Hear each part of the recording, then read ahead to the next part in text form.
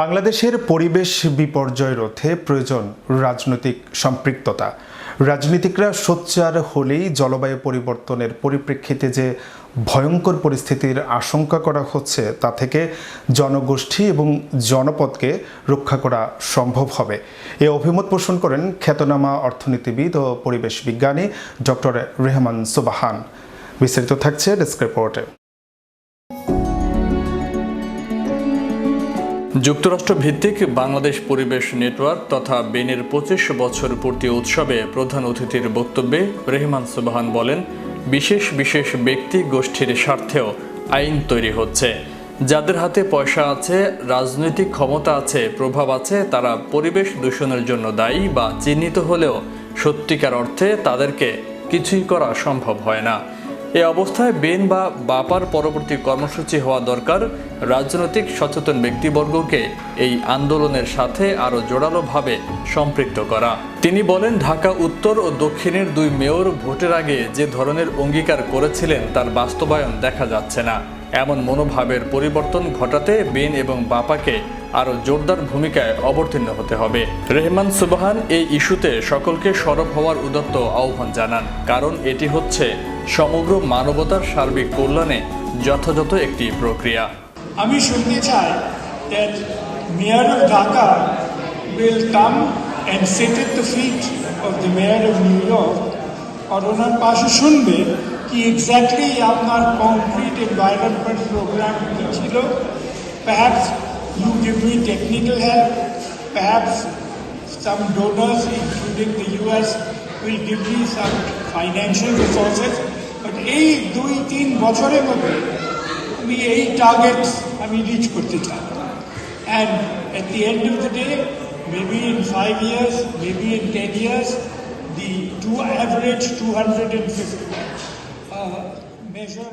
অনুষ্ঠানে বিশেষ অতিথির বক্তব্যে বিশ্বখ্যাত রাষ্ট্রবিজ্ঞানী ডক্টর রওনক জাহান বলেন, জলবায়ু পরিবর্তনের প্রভাবে সবচেয়ে বেশি ক্ষতিগ্রস্ত হচ্ছেন গরিব জনগোষ্ঠী এবং তাদের কন্যারা। বাস্তুচ্যুত হওয়ায় তারা স্কুল থেকে ঝরে পড়ছে, অপুষ্টিকর খাদ্য তাদের স্বাভাবিক জীবনযাপনে বাধা দিচ্ছে। এমনই অবস্থায় অনেক পিতামাতা অল্প বয়সে তাদেরকে বিয়ে দিতে বাধ্য হচ্ছেন।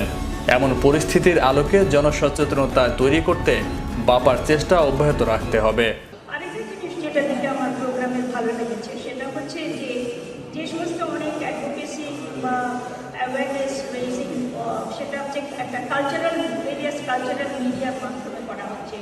তারা হয় ছবি আঁকছে কিংবা গান এবং অনেকগুলো জিনিসই যে সমস্ত কালচারাল মিডিয়াম আমাদের দেশের পাঠ কিংবা কিছু, অর্থাৎ এটা আমি বলবো যে এটাও আমার কাছে বেশ আকর্ষণীয় মনে হয়েছে। যে আমার মনে হয় যে একটা অ্যাডভোকেসি কালচারাল মিউজিয়াম এবং আমাদের বাঙালিদের জন্য, যাদের জন্য কালচার ইজ ভেরি ইম্পর্টেন্ট, আমার মনে হয় যেটা একটা অ্যাপ্রোপ্রিয়েট এবং ইউজফুল ওয়ে।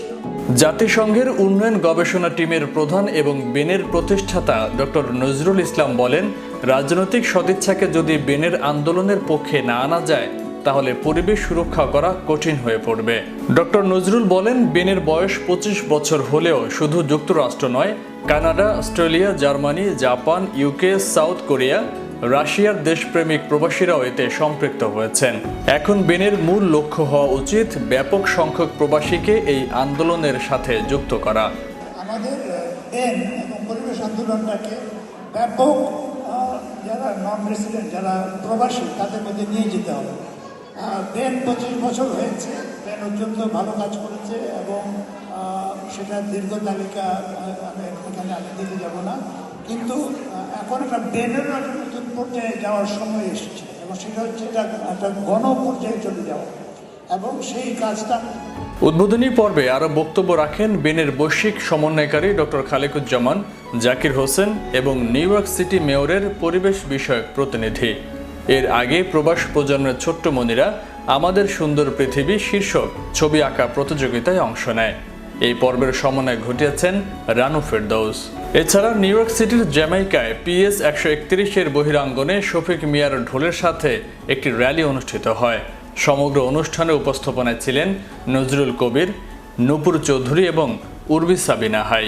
পরিবেশ ইস্যু আলোকে তুমি নির্মল করো শীর্ষক একটি গীতি আলেখ্য ছাড়াও বেনজির শিকদারের লেখা পরিবেশ সুরক্ষার পুঁথি পাঠে অংশ নেন আনোয়ারুল হক লাবলু, শম্পা রহমান, কানিজ ফাতেমা পাপড়ি, সুমন শামসুদ্দিন ও লুসি হাসান।